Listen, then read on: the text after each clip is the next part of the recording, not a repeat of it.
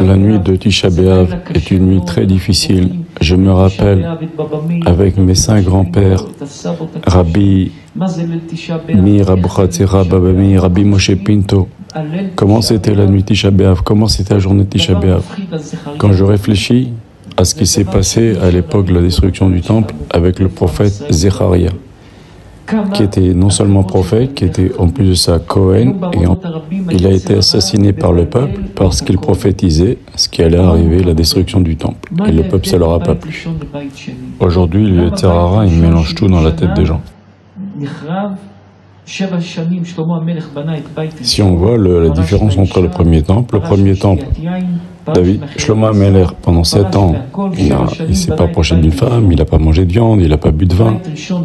Tout ça pour construire le premier temple. Pour le deuxième temple, c'est Ezra Assofer qui l'a construit en 6 ans.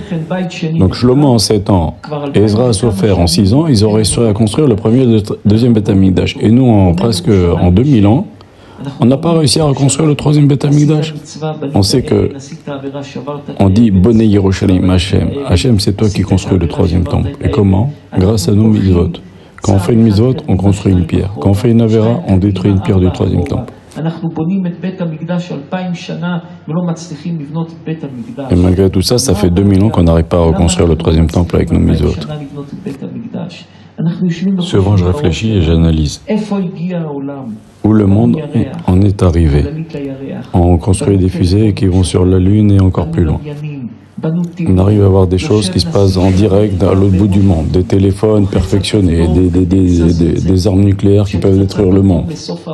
Le président des États-Unis, il a des boutons, il appuie sur un bouton, ça fait sortir une bombe quelque part dans les États-Unis qui va à l'autre côté du monde, la bombe exploser. Tout ce qu'on peut faire aujourd'hui. Le monde est bourré de technologies et de boutons sur lesquels on appuie.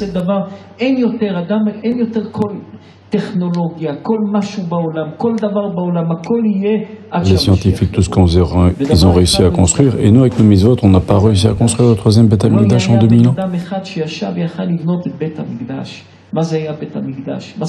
Le temple, il faut savoir que les rois du monde entier venaient voir ce qui se passait au temple. C'était un beau palais, en plus de ça, il y avait des miracles que tout le monde pouvait voir. Il y avait un feu qui descendait du ciel pendant des années et des années et des années, des décennies et des décennies.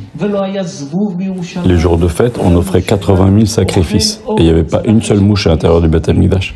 Aujourd'hui, vous prenez une petite salade, vous la mettez dehors, il y a des mouches qui viennent.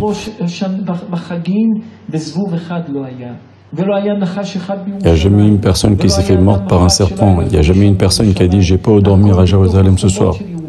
Tout le monde invitait tout le monde. On a du mal à s'imaginer tous ces miracles que tout le monde pouvait voir. Alors voilà, nous on arrive à monter sur la Lune, on arrive à faire des bombes, on arrive à construire des avions super rapides, on arrive.